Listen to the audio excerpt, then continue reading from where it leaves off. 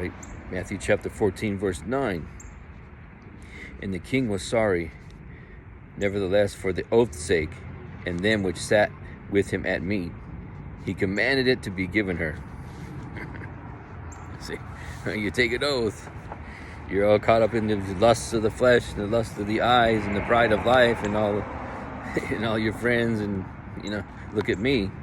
He made an oath, like, oh, whatever you want for this dance that you did, I'll give it to you.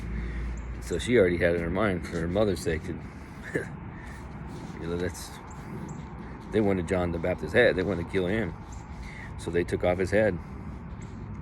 Right? So you'll see in verse 10. And he sent and beheaded John in prison.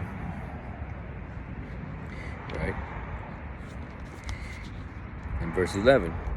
And his head was brought in a charger and given to the damsel, and she brought it to her mother. Not going to be good for him on Judgment Day, right? In verse 12, and his disciples came and took up the body and buried it, and went and told Jesus. Right.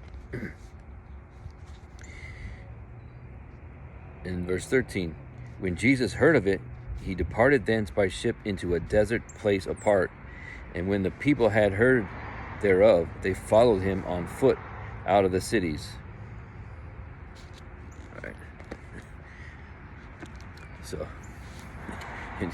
he went out by himself, Jesus, and he was probably upset.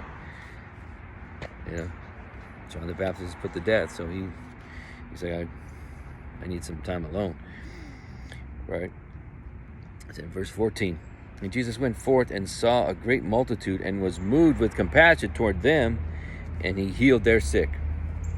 And so everywhere he's going, people following him. And he had compassion on them and healed them. In verse 15. And when it was evening, his disciples came to him, saying, this is a desert place, and the time is now past. Send the multitude away, that they may go into the villages and buy themselves victuals, which is just stuff to eat, supplies, whatever you need.